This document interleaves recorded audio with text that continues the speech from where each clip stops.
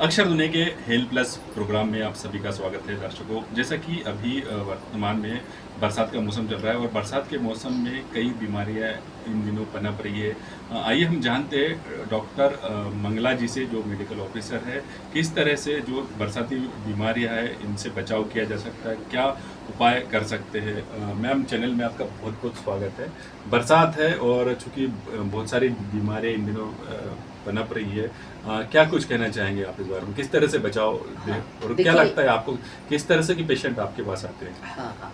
देखिए, इस समय हमारे पास जो पेशेंट्स आ रहे हैं उनमें सबसे ज़्यादा थ्रोट इन्फेक्शन के हैं, खाँसी, सर्दी, जुकाम और डायरिया, इन सब चीज़ों के, और फीवर जो 7-7 दिन तक नहीं उतर रहा है।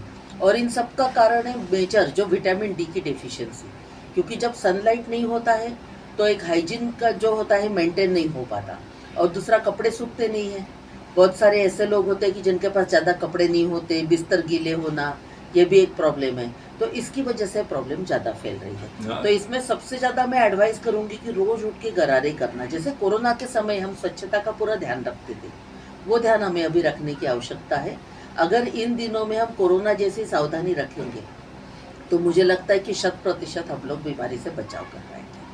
और क्या बचाव किया जा सकता है अन्य बीमारियों में, जैसे गले का इन्फेक्शन है, डायरिया भी बताया आपने, और भी जो दूसरी बीमारियाँ, उस तरह से मतलब किस तरह से घरेलू हम देखभाल कर सकते हैं? देखिए, ऐसा है ना कि सबसे पहले तो हम आयुर्वेद में जाते हैं ना जब, तो हमारा उद्देश्य होता है कि हम स्वास्थ्य की रक्षा करें। तो हम हर चीज़ नहीं खाएं। जैसे हो गया दही, आजकल हर व्यक्ति रोज खाता है। हमारे शास्त्रों में पहले से ही लिखा हुआ है कि आषाढ़ और भादों में दही का सेवन नहीं करना चाहिए। वो इसीलिए लिखा है कि हमें खांसी सर्दी नहीं हो।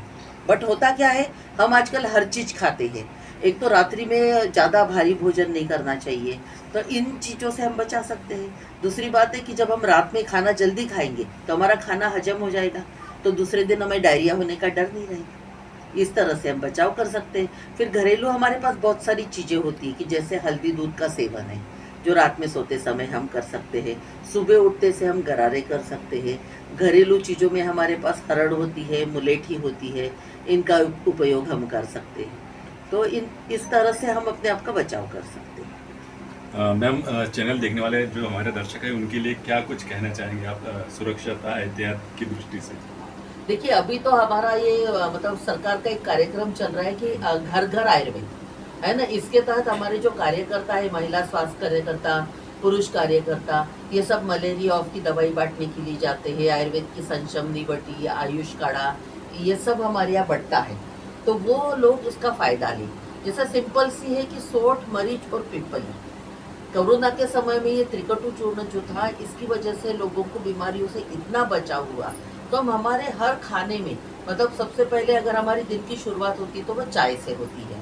तो चाय में अगर हम रोज की सोंठ डालें, थोड़ी सी हल्दी डाल दें, काली मिर्च डाल दें, तो शुरुआत जो है ना हमारी से, तो वह हेल्थ से शुरुआत होगी। और रात में सोते समय हम हल्दी वाला दूध पी लें, तो हमारा जो दिन का मतलब जो सोने के पहले का कार्यक्रम है वो भी कंप्लीट हो पाएगा। फिर छोटे बच्चों को हम हाइजीन के तौर पे सुबह और रात में गरारे करवा सकते हैं, ताकि उनके मुंह में कोई इन्फेक्शन बना नहीं रहे, तो उनका थ्रोट इन्फेक्शन क्लियर हो सकता है ना। डायरिया के लिए हम पत्तेदार सब्जियां इन दिनों में बिल्कुल नहीं खाना चाहिए। फल वाली सब्जी जो होती, जैसे गिलकी हो गया, इस तरह की सब्जियां, गिलकी, लौकी, इस तरह की खाना चाहिए। माताओं को भी स्पेशल सावधानी रखना चाहिए कि हम सब्जियों का इस्तेमाल बहुत सावधानी के साथ धो के करें, गर्म पानी में सब्जियों को धोएं, है ना। बच्चों के कपड़े अगर सूखते नहीं हो तो प्रेस करके सुखा के फिर उनको पहनाए जाए, ताकि कपड़ों से इन्फेक्शन नहीं हो। तो मुझे लगता है सामान्य सावधानियां हम अगर रखते हैं तो हम बीमारियों से बच सकते हैं।